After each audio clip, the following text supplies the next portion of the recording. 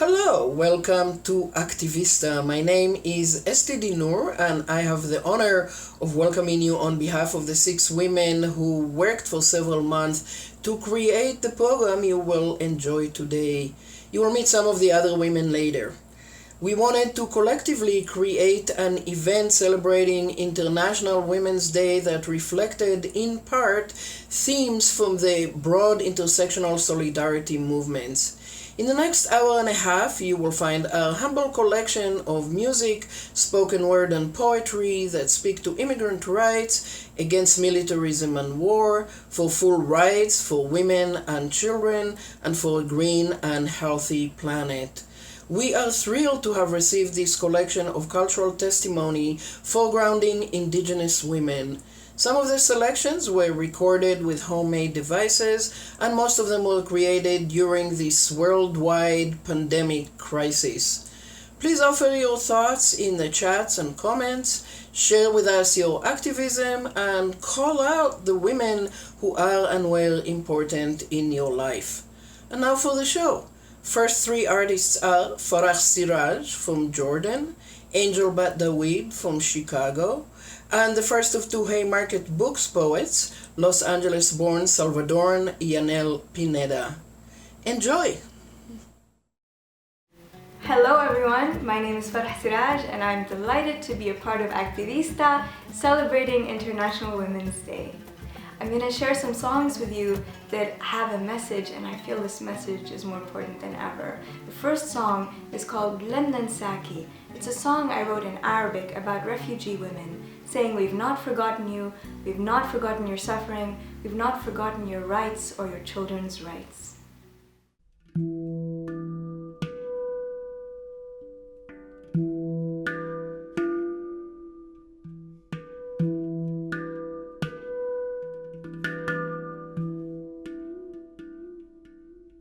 في عيونك قوة، في عيونك صبر، في عيونك إيمان، في عيونك إنسانية، وفي قلبك حزن وتمني للسلام.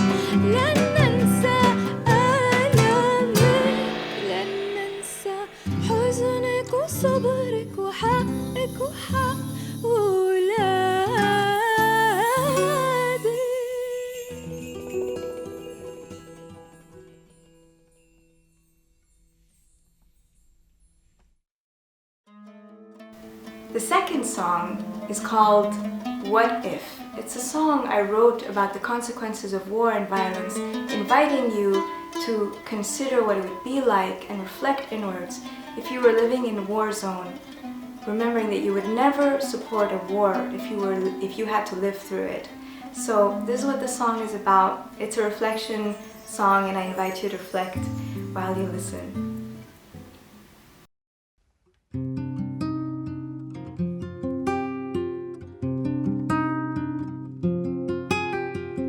I can look the other way, but you may not survive today. There's 1,000 miles between us anyway.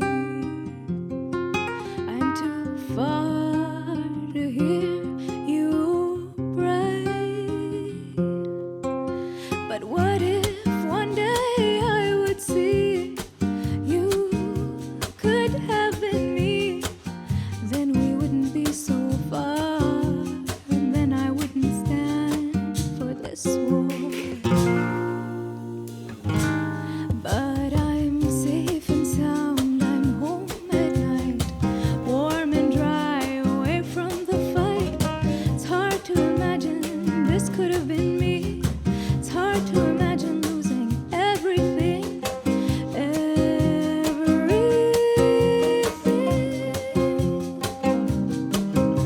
But what if one day I would see you could have been me?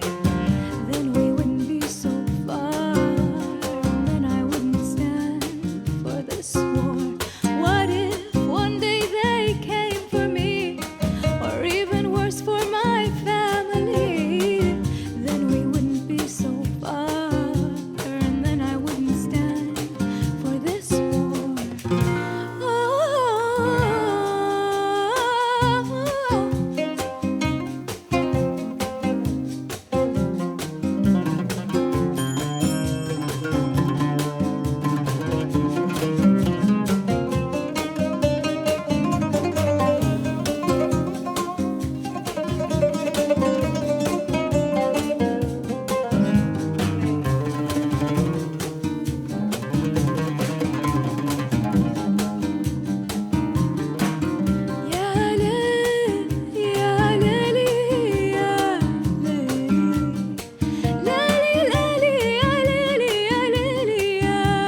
What if one day I would see you could have been me? Then we wouldn't be so far. Then I wouldn't stand for this war. And what if one day they came for me, or even worse for my family? Then we wouldn't be so far. Then I wouldn't stand for this war. Then I wouldn't stand for this war.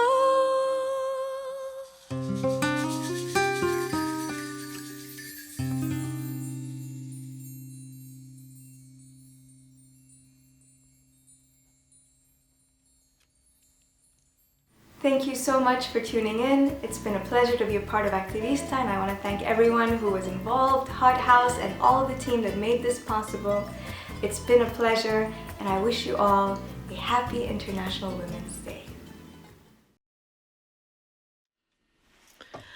Greetings, light and love, world. Greetings, light and love to you. I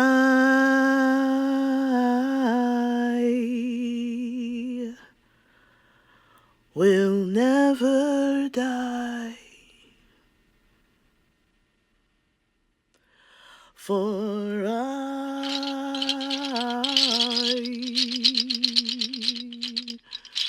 the indestructible consciousness. I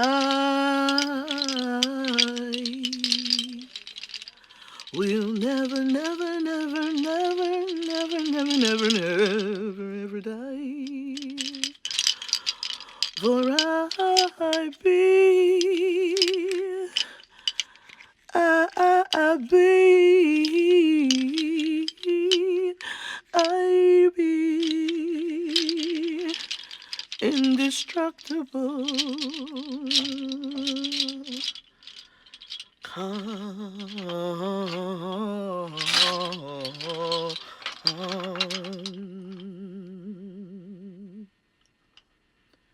Consciousness.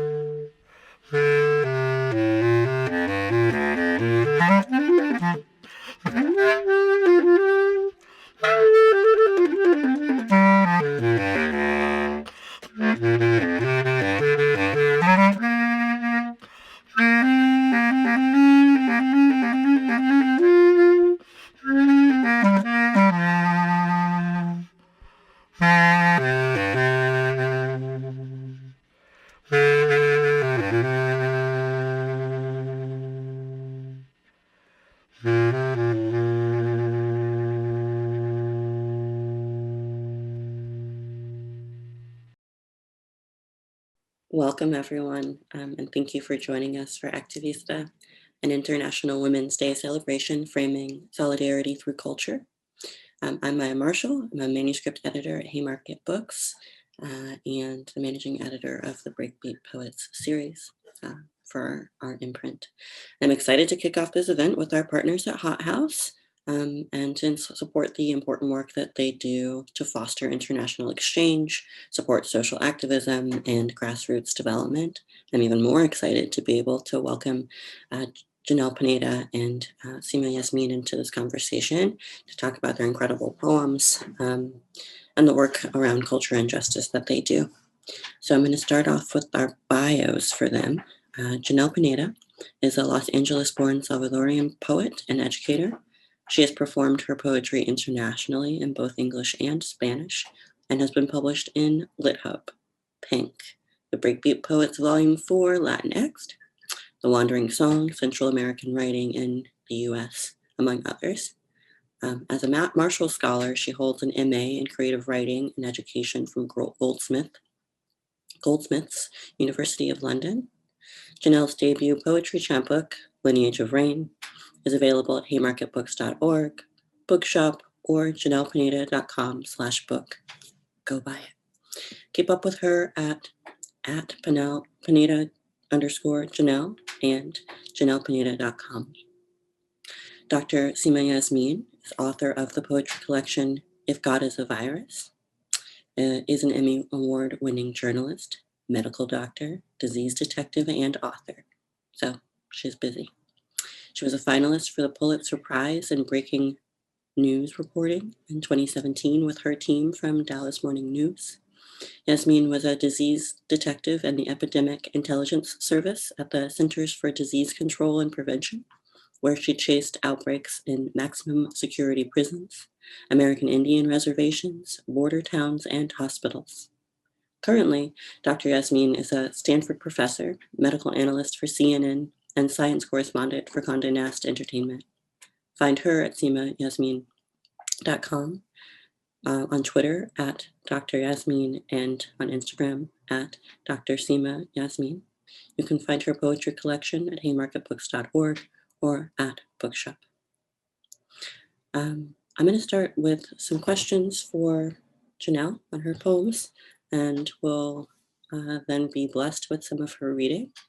And we'll follow that same format for Dr. Yasmin subsequently.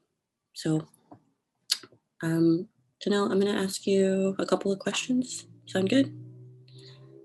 Yeah, that's great. Excellent. You do a powerful job of interweaving familial and communal stories while also breaking down the barriers, class, and access. I'm thinking particularly about your poem Because Papi Drove Lincolns. How did that poem come about, and why was it important for you to speak to that experience? Yeah, I think that a lot of my poetry grapples with questions of equity, inequity, and access. And as someone who's had just opportunities to be in a lot of elite spaces, I think about how I bring my people with me into those spaces. And I think there's been a lot of kind of reframing I've had to do in terms of how my family has actually supported me to be in the spaces that I'm in.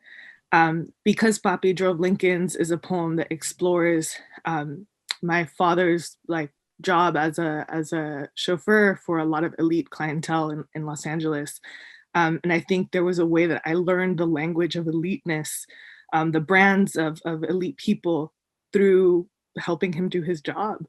And I think that's something that I've carried with me as I'm in spaces where people might question my presence, or might wonder why someone from my background could be in the same position as them. 100%. You get to be transgressive about borders that are invisible but very present because you are multiple in your identity. There's also attention paid to the power of heritage and storytelling, which I think is a sort of necessary result of what you've just explained, that you do remarkably well in Lineage of Rain, particularly in the poems Tio Tonio is Ready to Die and Rain. Could you speak more to this lineage of women as storytellers and what was important for readers to understand about lineage and the stories that we pass down? Yeah. I think Rain specifically, especially as a poem that really connects to the title of the book and the central theme of like intergenerational storytelling, comes out of knowing and valuing the way that my grandmother's storytelling for me at a young age really inspired this desire to be a poet, this need to learn these stories, to tell them, to be excited about sharing them. And I think that contradicts a big history of silencing in Salvadoran culture, especially when we're talking about contexts of war, repression, violence against women.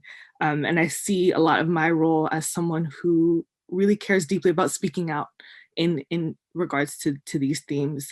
And I want to honor that the lineage of women, right, that have made it possible for me to be a poet and made it possible for me to speak as openly as I do, to make a living out of words, right, out of these stories. And I think that's been what's been super powerful for me about honoring these lineages in my work. Absolutely, that ability to make a living out of words keeps them alive too in the storytelling. You come from a mighty group. You also have a thread of how traditions and ritual are important, i.e. your father who would teach us as kids how to master the accordion, or the very methodical way you almost instruct on eating a papaya rather than producing.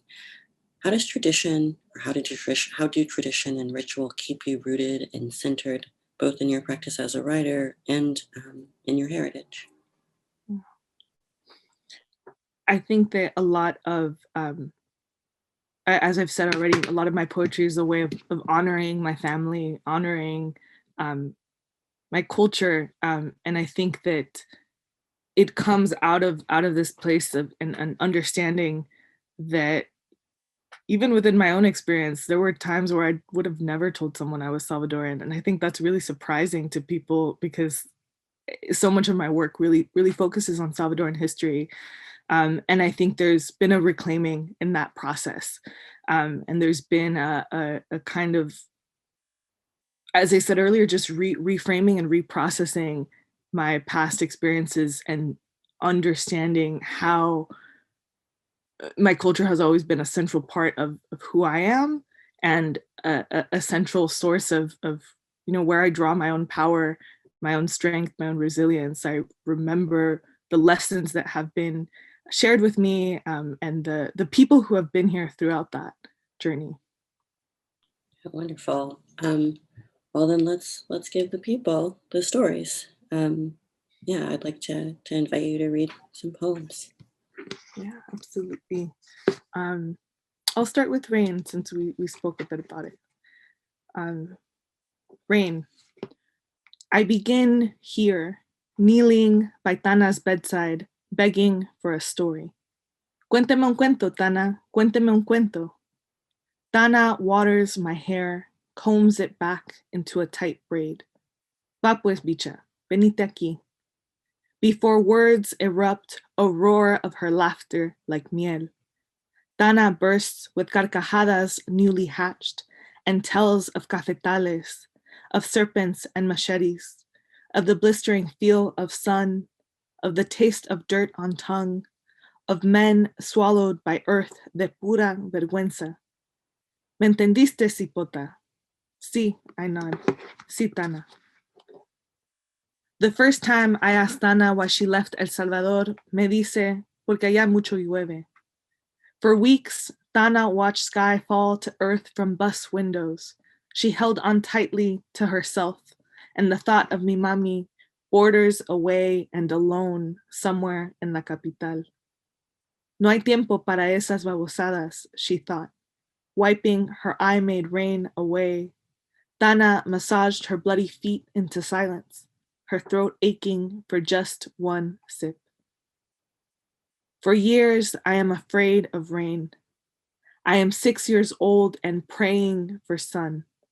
When rainfall begins, I run indoors, get caught by a teacher in a cafeteria corner crying. I am 6 years old and believe every time it rains, it is time to flee. I am 6 years old and afraid of being left behind. I am 6 years old and my blood remembers what it feels like to leave a whole homeland behind. A Salvadoran woman once wrote, "Our poetry has never had the luxury of being enamored with the moon." Perhaps this is why all my poems are about the sun, about coming from women who have survived by chasing it, women who go only where the light will feed them, women who leave the second they suspect a flood.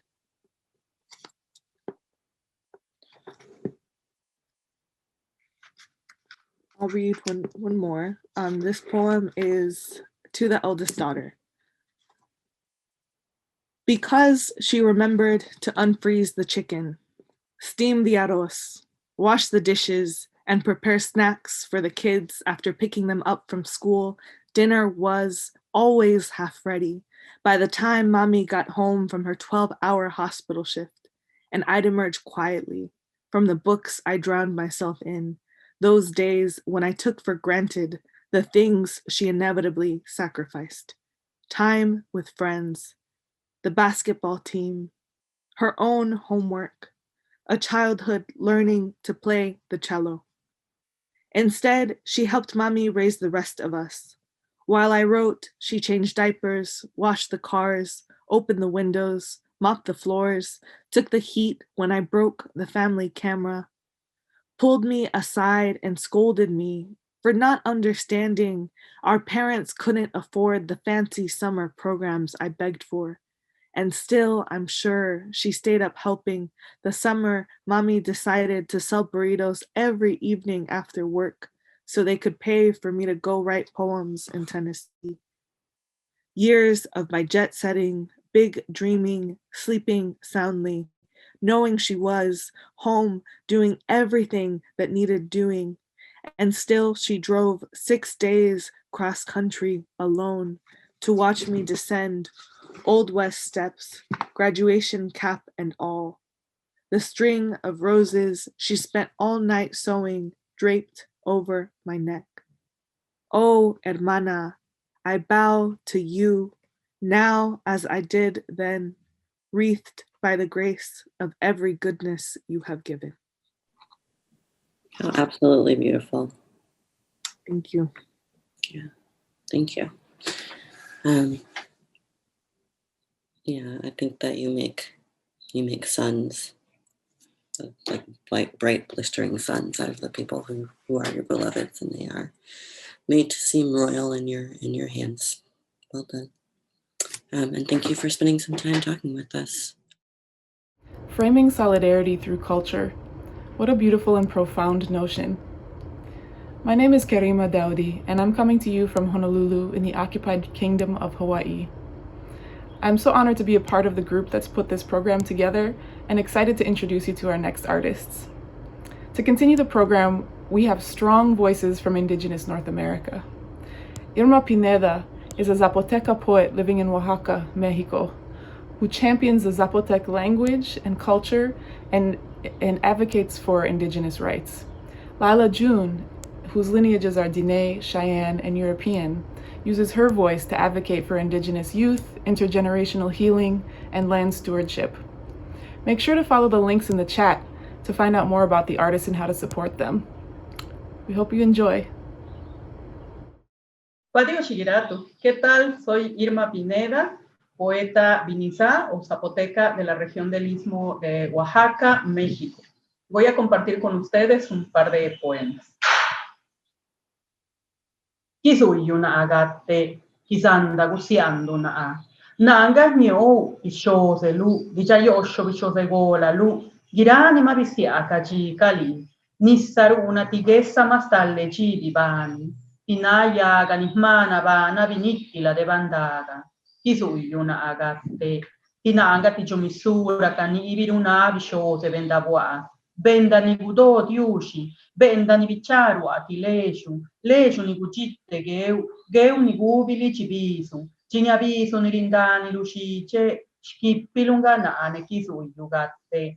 Ne casa cujo magiratu se chisuiu na agatte, si utijuvaga ciladeghi scinu ulunesa, da anighici di sabighetta, nella sindani gendanavani, nella agaccagetta scendanu, nella agusivani sticianu, ne chisuiu na agatte, ti saccano una dippa, ti savani nuciaci, ti riunda stinu chisatti, ti saccano l'anu ne lì, ne cacignicigni, non ne sciughi celaiuni, chi ni picciaccia ni stato, ne saccano stalle la cito, na se cicci scenda vinisa, ne chisuiu gatte, chisuiu na agatte, chisuiu dio na agatte.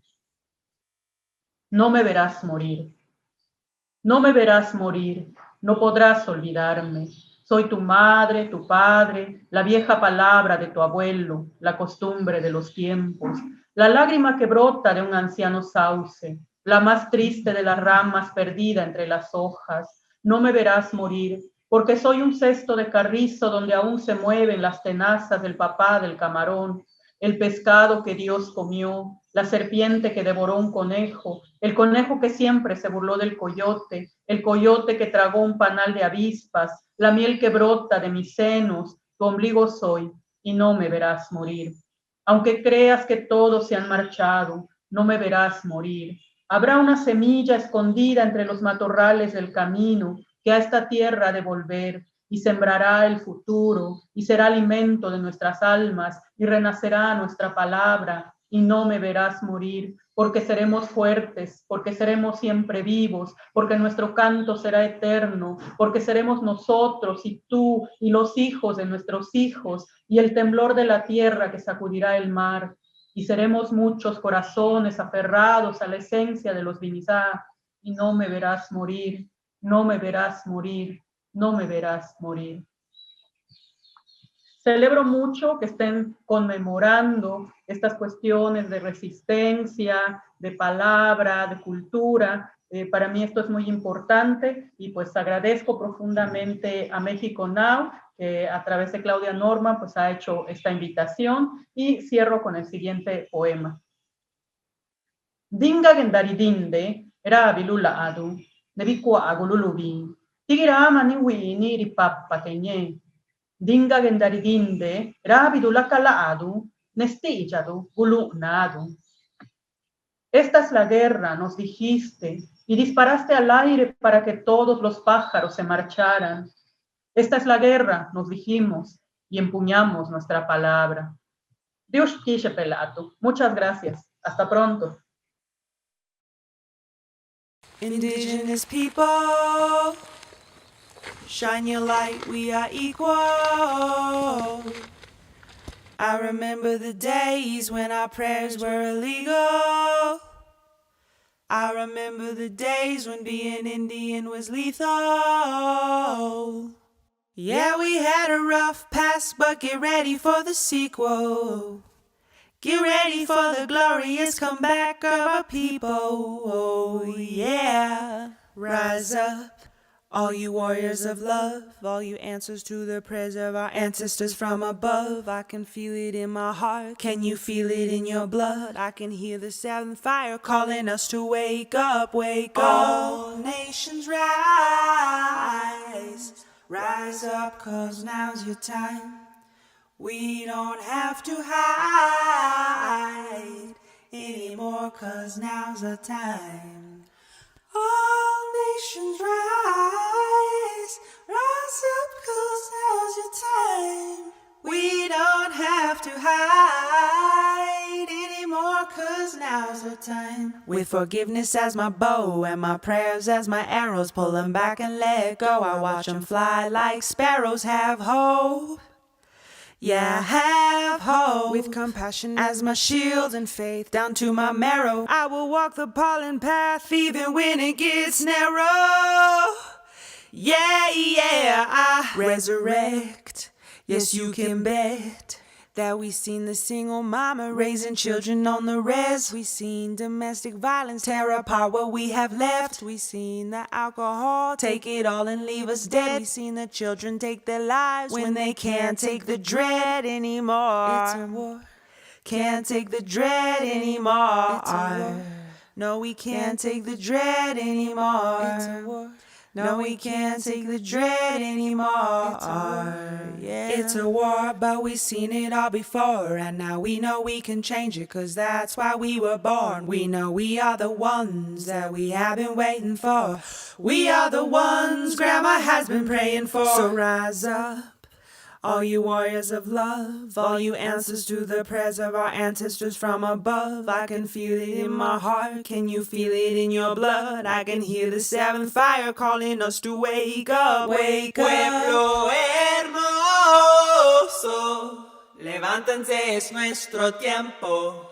No tienes que esconderte más. Ahora es nuestro tiempo. Mujer indígena, tú eres tan sagrada. Traigas medicina de tu suelo todavía. A pesar del abuso de tu cuerpo y tu tierra, respetamos tus ancestros y la suya cultura. Hombre indígena, tú eres honorable y yo veo la fuerza que todavía sobrevive. A pesar del abuso de tu raza venerable, yo respeto tus ritos, tus danzas, tus padres. Somos guerreros del amor y guerreros de la paz. Sí, no vamos a escondernos más. Somos guerreros del amor y guerreros de la paz. Sí, no vamos a escondernos más. All nations They say that history is written by the victors. rise up, 'cause But how can now's there be a the victor time. when the war We isn't don't over? have to The battle has only just begun, anymore, and Creator 'cause is now's sending the time. his very best warriors. All And this nations time, it isn't Indians versus cowboys. No, this time, it is all the beautiful races of humanity together on the same side, and we are fighting to replace our fear with love. And this time, bullets, arrows, and cannonballs won't save us. The only weapons that are useful in this battle are the weapons of truth, faith, and compassion. Powerful, divine, brilliant, so generous. Thank you, Lila. Thank you, Irma. Thank you for joining in with us and celebrating Women's International Day. I'm Viviana. I am one of the producers of Activista, and I'm coming to you from the unceded lands of the Lenni Lenape people. Thank you for joining us. Next up will be Maya and Haymarket Books, returning and with a poem by Sima Yasmin. To follow will be a wonderful performance by Colectivo de Mujeres. So stay tuned and enjoy. I'd like to invite Seema to answer some questions and talk with me for a moment, and then we'll listen to some of her poems. Welcome, Seema. Thank you, Maya. Thanks for having me. That was beautiful, Janelle. I loved listening to your poems. Yeah, gorgeous. I have to say, I also love your poem, Seema, and If God is a Virus, which I have now read several times. I see a big focus of it, If God is a Virus, charts the Ebola epidemic and the stories of survivors and outbreak responders and journalists, and gives readers a better understanding of the virus itself, which is timely. But you also illuminate the disparities of medical access and treatment, also very timely, for example, with Black women and childbirth. Could you speak to that a little bit more? Yeah, sure. And, who knew this book would come out during a pandemic? Because I started writing it about 6 years ago when I was a journalist covering the crisis both in West Africa, in Liberia, Guinea, Sierra Leone, but also here in the States because Ebola, of course, arrived here and touched our lives in many ways. And there were even decisions I was making while writing some of these poems 5 or 6 years ago about, oh, there's a poem I'll read for you in a moment that has the phrase PPE in it. And that kind of thing you do as a poet where you're like, do I leave that in and allow the context to help the reader? Am I okay with the reader perhaps being a little bit confused, a little bit lost, not knowing the book would come out at a time when we talk about PPE every day, and many of us wear PPE every single day.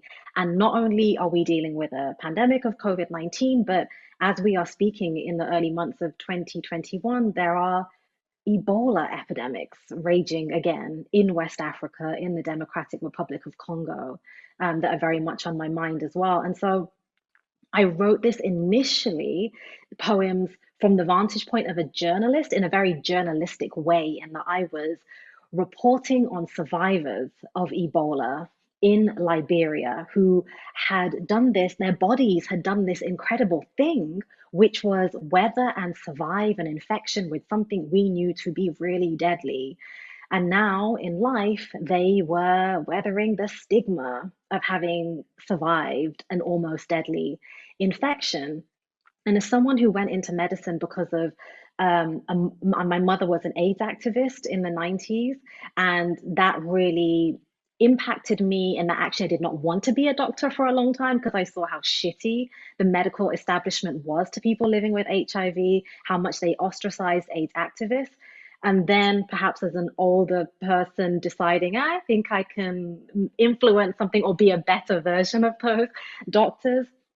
I was very much frustrated with medicine and medical aid organizations in some regards, but also frustrated in my own experience as a doctor who became a journalist because I thought that would make me better at protecting public health, and then seeing all the things that journalism does to perpetuate cycles of oppression, even as we talk about speaking truth to power, even as we talk about discomforting the powerful, and giving voice to the vulnerable. So that's what I was getting at with these poems, that interrogation of, yes, the virus, yes, the lives of survivors, but also the role of journalists and the role of doctors and public health in covering and responding to these crises. I appreciate that comprehensive answer, and that sort of answer based in the humanity of the thing and of the people who enter from a science vantage and also have to enter with their humanity intact. So I appreciate that. The title poem and the subsequent persona poems speak from the voice of the virus itself as she. It's such a fascinating approach to shaking up our ideas about our relationship to viruses and vice versa. I'd love to hear more about how that came about, and what about persona helped you better understand that relationship. It's a bit of a kind of dodgy thing to do as a scientist, because even within science, we have this argument, are viruses living things? No, of course they're not. Or well, maybe they have elements of being living things. Like we kind of often leave that discussion to the side because, but I'm really interested in that discussion. I'm really interested in the power of viruses, but then also the power that we give to viruses. So, for example, one question I keep being asked on CNN at the moment, or in my role as an analyst, is, you live in California. How come California's been so hard hit? And why did California do okay in the beginning? Why is California doing worse than Florida when Florida seems to have just kind of not followed a lot of the public health guidelines? Because I think I get asked these questions because there's so much focus on the virus. And it's like, okay, put that to the side for a second.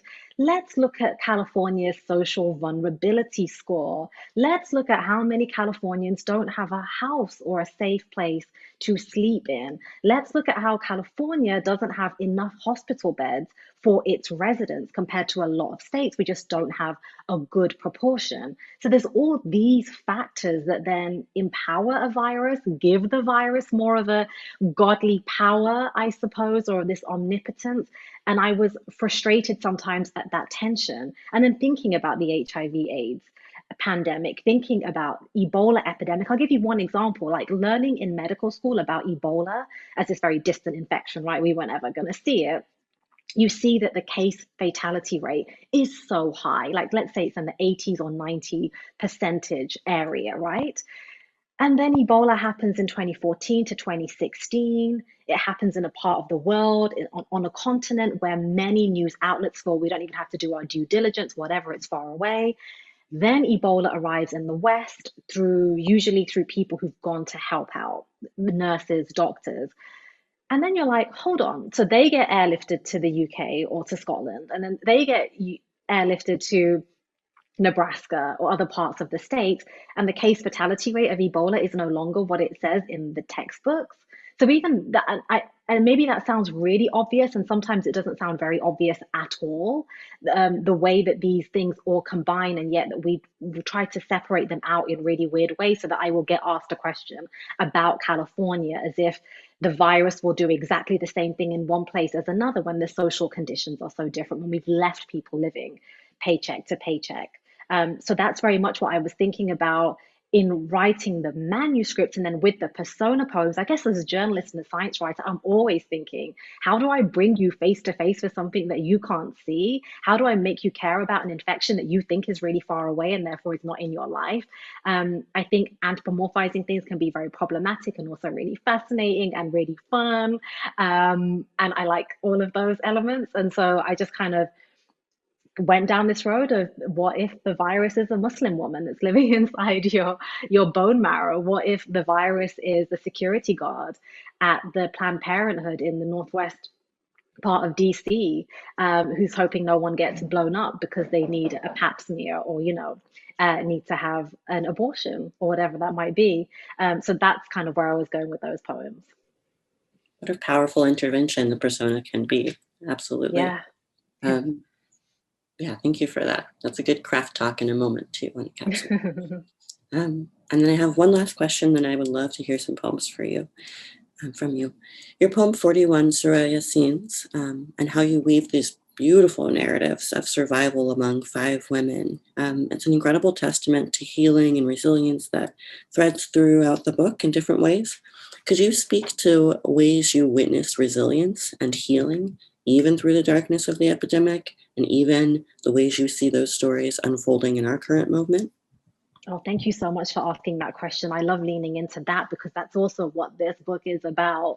With that particular poem, I was thinking about the women in my family and the prayer circles we have, and the faith that we have in those prayer circles and collective praying for each other, and how much goes unsaid, and how much you might be praying for one person, not knowing really what you're praying for or really what they've gone through. And so I was imagining these conditions in which perhaps the truth does seep out. We kind of get to live the past lives of these women who are now in England, but lived through an ethnic cleansing in Burma and lived through partition and violence in India. So I was thinking about that. And then there are other poems about joy and about pleasure that were so important for me, because if you're writing a book about disease, you're also writing a book about healing, and you're also writing a book about humans.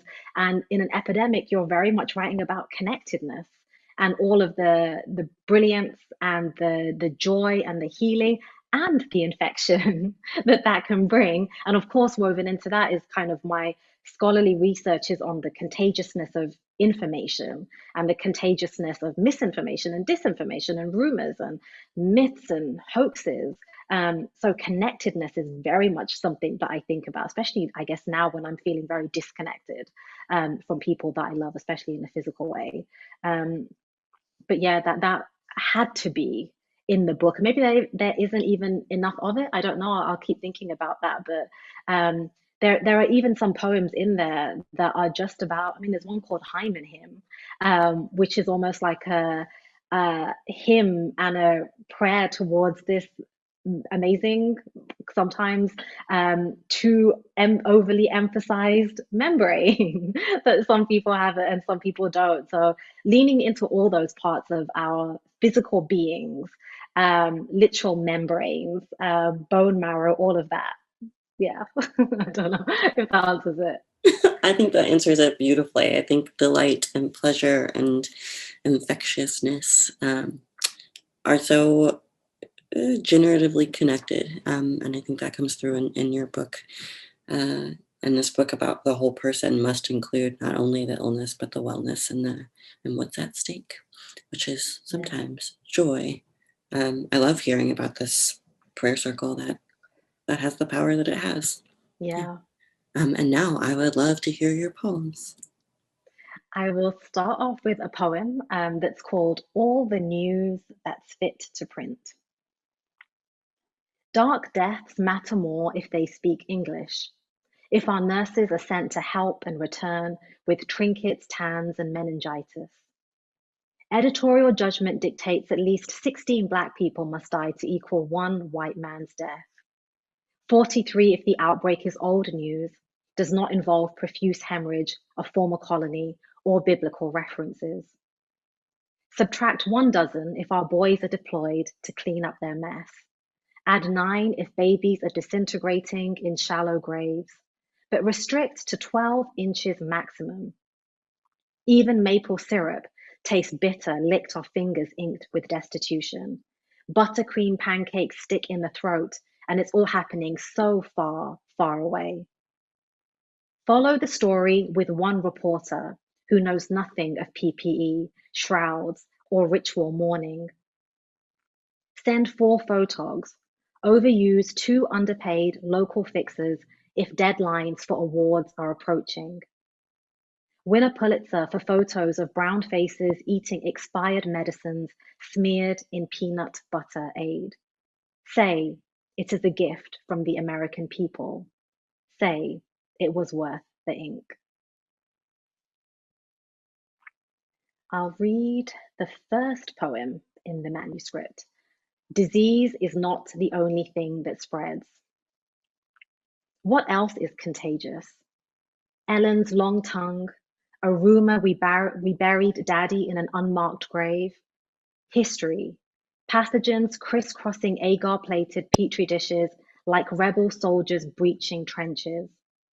This story, that we had it coming, that we are good only for uncivil wars and diseases, that we prayed for colonization, blood, microbes escaping test tubes, conquering lab countertops, slower than hearsay. She say we burned daddy's corpse like bad Muslims, like white-coated doctors instructed.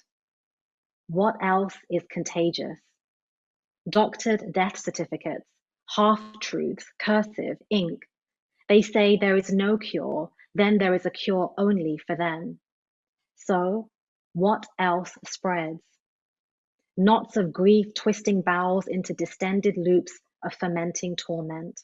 No days of mourning, 2 years of outside intervention. Armies, conviction, belief that this will spread and spread, that all contagions wax endemic.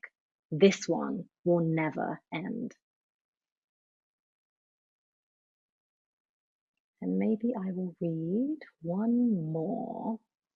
Actually, let me read a poem that I wasn't planning on reading, but that Janelle made me, one line in Janelle's poem, Rain, made me think about this poem, which is also in the book, If God is a Virus.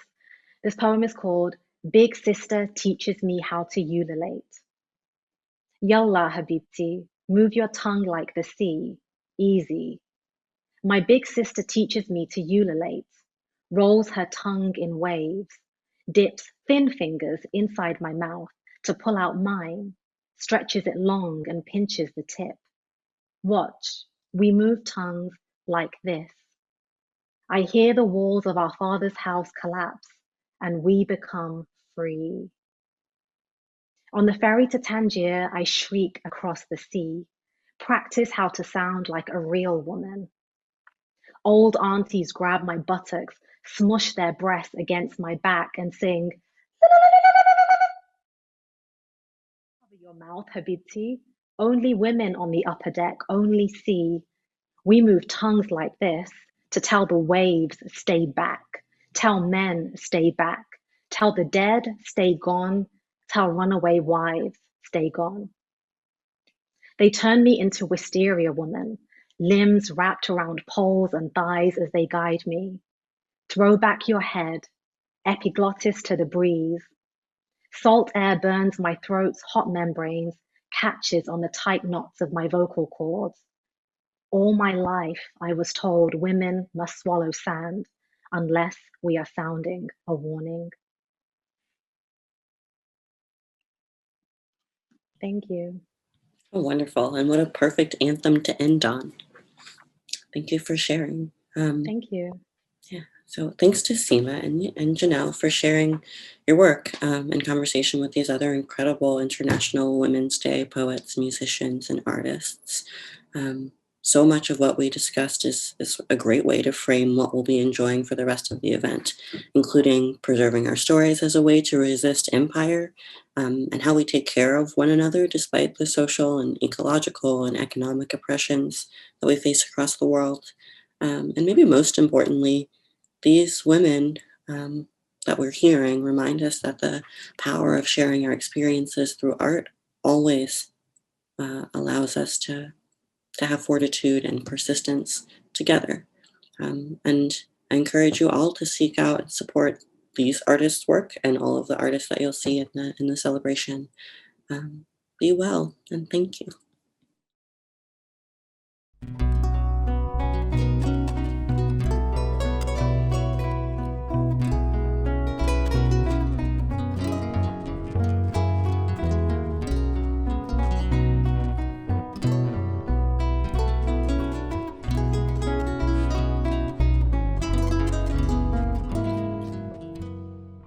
No te entregues, no te olvides, no perdones,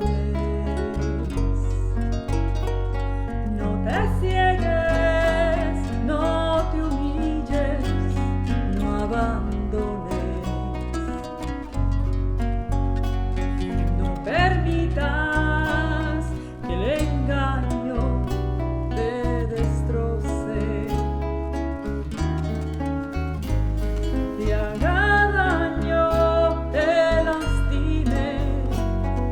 Te deshonre.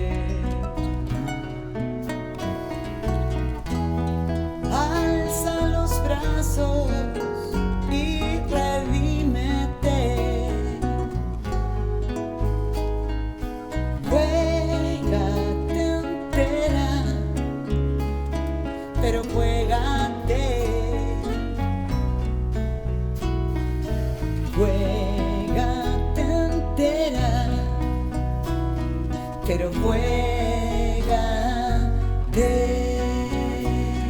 Es nuestro grito, grito de mujer, grito de osadía, que nos guía por el camino hacia la libertad, que nos lleva a nuestro centro, a descubrir nuestra verdad.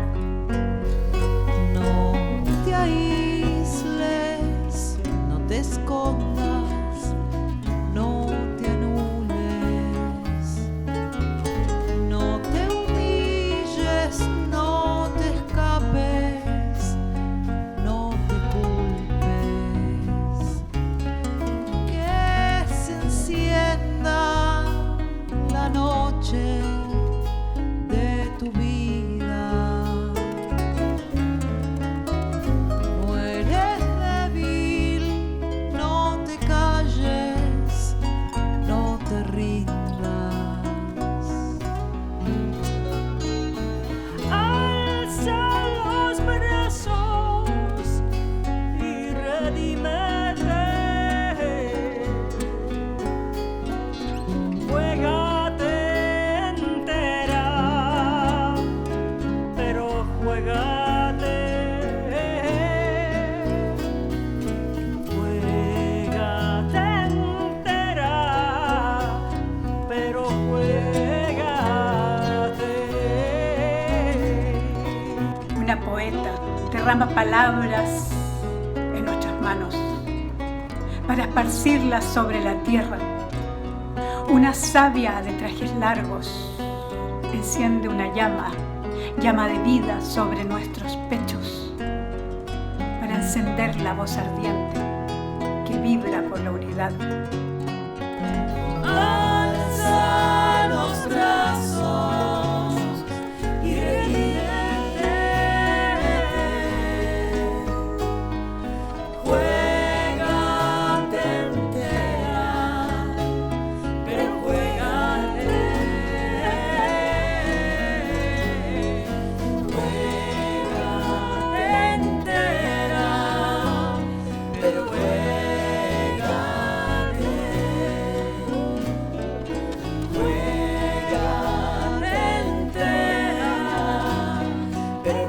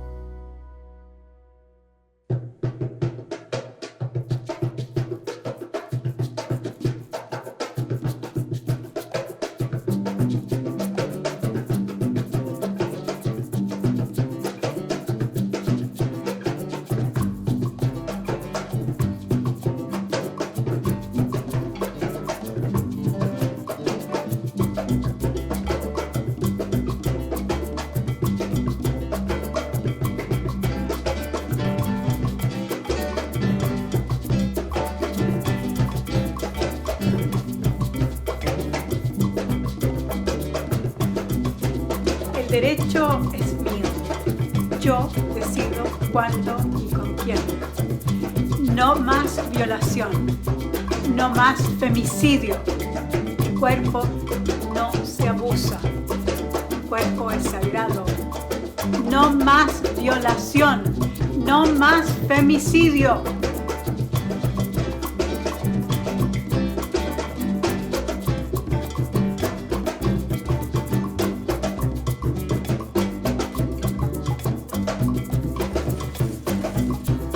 Respeto para todas las mujeres latinoamericanas y del mundo entero. Hombre, mujer, mismo trabajo, mismo acceso, mismo salario, mismo deber. Valoramos el trabajo de las mujeres. Démosle el sueldo que le corresponde y el poder que se merece. Más mujeres músicos, más mujeres presidente, más mujeres políticas, más mujeres científicas, más mujeres poetas, pero más poder para la mujer. El machismo es fascismo.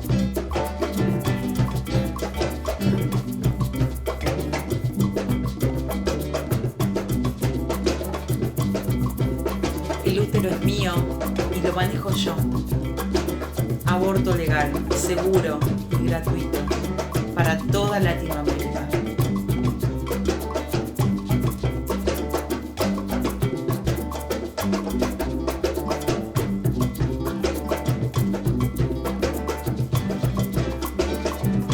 Dice un proverbio africano, el agua sucia no puede lavarse. Hay mujeres y niñas que caminan más de 8 horas diarias en busca de agua, sin más tiempo para otra cosa, para su supervivencia. Tenemos que poner la lupa en el fin del hambre, el fin de la pobreza, el acceso universal a la sanidad y el acceso al agua, a las energías, siempre con una perspectiva de género. La revolución será feminista y verde, si no, no será evolución.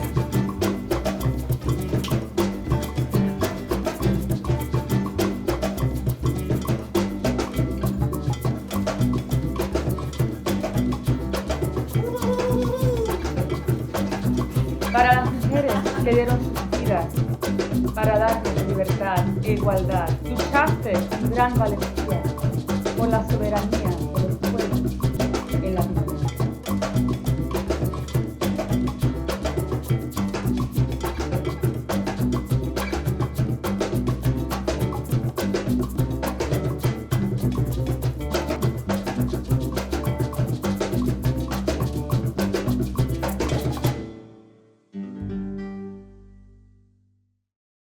Hello everyone, I'm Jin Won, a katak dancer and tabla player from Korea. I hope you all are having a wonderful time. Our final performances of the day, we have Brandy Nalani McDougall from Hawaii, who's going to recite her powerful poem on the sense of place, of invasion and occupation, of stories of American military aggression and the people who fight to protect their homeland. Natu Kamara, who is a musician and activist for the empowerment and education of girls and women in West Africa, performing with her band at her home studio in Guinea. And last, we have Kyunghwa Yu from South Korea, who revived the Korean string instrument childcare and became a new pioneer for its role in contemporary music. She's going to present an original composition inspired by traditional Korean shamanic music. I want to give a special thanks to HotHouse for hosting this wonderful event, and to all my team members who have been working through the challenges together for the last few months to celebrate the empowerment of women around the world. Thank you everyone for joining us tonight, and enjoy the rest of the show. Ku Piki Piki O. Stand here on the scarred edge of this island, where Robert Wilcox and Samuel Nolene may have stood in 1895 as they fought to protect Hawaii from white annexationists backed by the American military. Here, where Hawaii was annexed in violation of international law in 1898. Stand at the scarred edge of 1916, where Americans drilled and cracked the reef and bombed coastal cliffs to build battery after battery housing seacoast guns, reinforced magazines for munitions, and command bunkers before being decommissioned. Here, where in 1933, Americans built a new battery with railway guns and another magazine before also being decommissioned. Stand here, where a tobacco heiress, once known as the richest girl in the world, built one of her homes in 1937 and ornamented her walls and floors and courtyard with the art, jewels, the prayers of Muslim people whose countries, whose homes and treasures are now gunned and bombed by Americans. Stand here at the top of Black Point, one of the most exclusive places to live in Hawaii. Stand here outside the outer gate so you understand only the wealthy residents and their guests can enter their 75 lavish houses, that not just anyone can live there. Imagine getting past that gate and standing outside another, the inner gate, the one that opens exclusively for those who live in the 8 estates on Royal Circle, where, as realtors say, the highest of Hawaiian ali'i on Oahu once lived, where an oceanfront estate is listed for $23 million and a Bali-inspired villa is priced at $14.8, where affluent Americans stand safely above the buried batteries of war, watching waves rise and break. Stand here at the breaking edge of Iraq and Afghanistan as the US military invades and raids their oil fields, as the US chooses their leaders and builds Middle Eastern bases. Stand here at the shattered edge of Raqqa, Syria, where 300,000 people once lived, where the US dropped 10,000 bombs to destroy 80% of the city through airstrikes alone.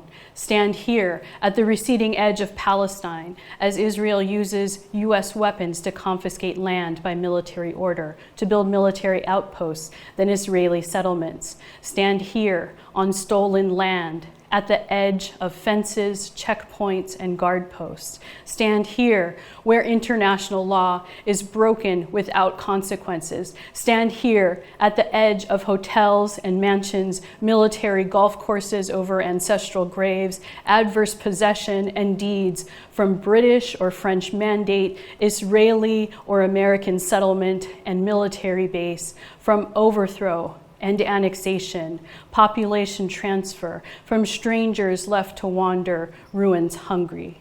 Stand here at the edge of return, return to our people whose blood and flesh and bone and hair, whose roots and seeds have been ground into the mud, the sand, held in black basalt. We, the Mauna, Moana, Aina, Ikena, Jabal, Muhit, Ad, Almerifa, here where we breathe life into ashes and become Simor, Alai, where we return from flight, from bomb and blood, from char and exile, where we return as rain and salt, as eroding wind, as these waves, as olive groves and oranges, where our lands are returned and we are returned to them. Stand here at the edge of truth. This is not the United States. This is not a US-backed regime. This is Palestine, Afghanistan, Iraq, Iran, Syria. This is Hawaii. This is not paradise. This is not Diamond Head. This is Leahi. This is not Black Point. This is Ku Piki Piki O. Stand here. Hi, my name is Natu Kamara, singer, songwriter, performer from Guinea. Thank you for having me in this wonderful day. Before we begin, I will just say happy day to all of you women in the world. Happy Women's Day to the powerful, to the goddess in this earth. It's a Women's Day, but every day is a Women's Day. So today I'll be playing a song about women, because I wrote this song about arranged weddings and premature weddings and forced marriage. So this song was inspired from a real story, as all my songs, because all my songs are always from somewhere, and it's always a true story. So we came from school, right? And we got home. I went to my friends. It was a wedding happening, and we had no idea whose wedding was happening. It was her wedding. And we did try to run, but the running didn't succeed because her cousins went and they grabbed her. So I remember crying. We were crying that wedding, but the wedding still happened. She got married and she went to Madagascar. Wherever you are, my dear friend, I know she's in Madagascar. If she happened to see this video, this is for her, and this is for all the women around the world. Let's support women. Let's encourage them. Let's respect them. Let's give them the credit they deserve. Happy day, ladies. Happy days to you, queens, from my heart to you. This song is called Momihida. Enjoy.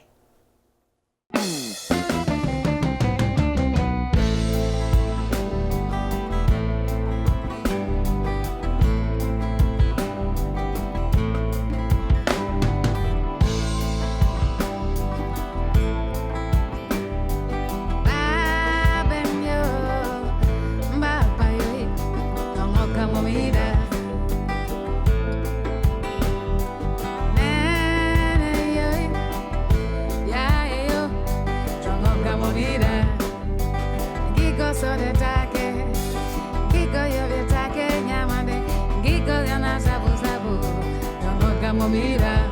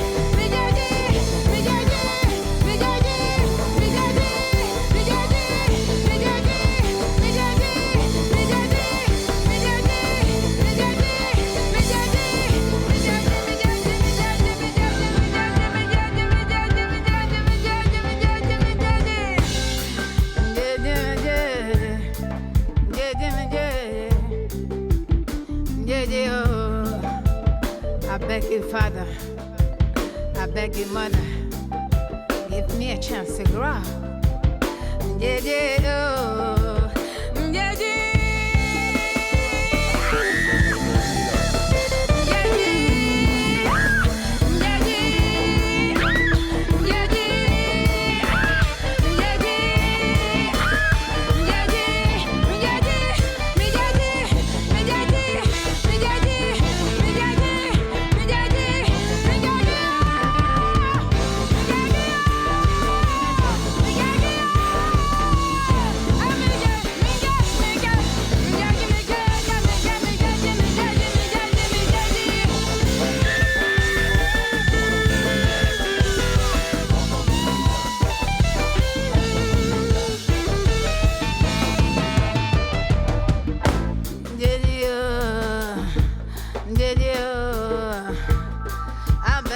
Father, I beg you, Mother, let the children grow. Yeah, yeah.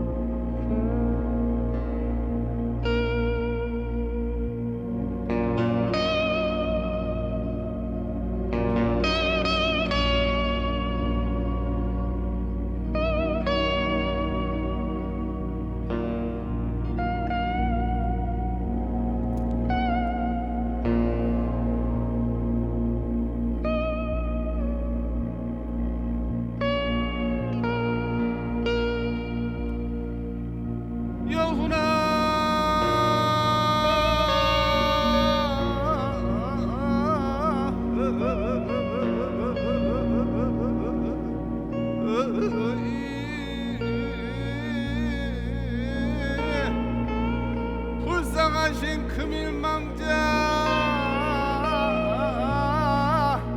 혼이라도 왔거들랑 넋이라도 왔거들랑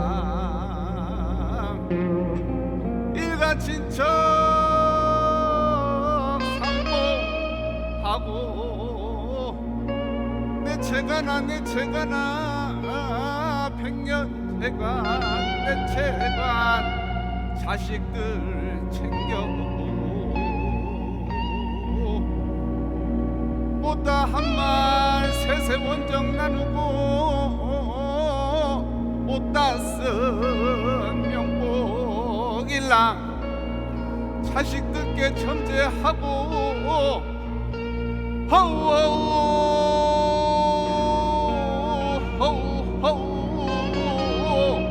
극락 세계로 가옵소사. 불쌍하신 망제님, 어둠에가 극락이고 어둠에가 선왕했나. 꽃은 꺾어 머리에 꽂고 차상고천님은 품에다 넣으시고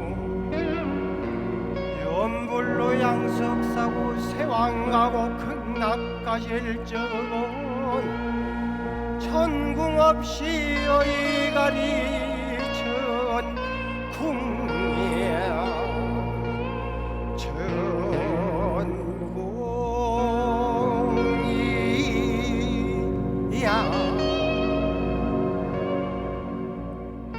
물이 없어 못 오거든 술삼잔에 돌아가고 육신이 없어 못 가거든 초백지 한 장에 돌아가고 상주제복 갈아입고 집신 신고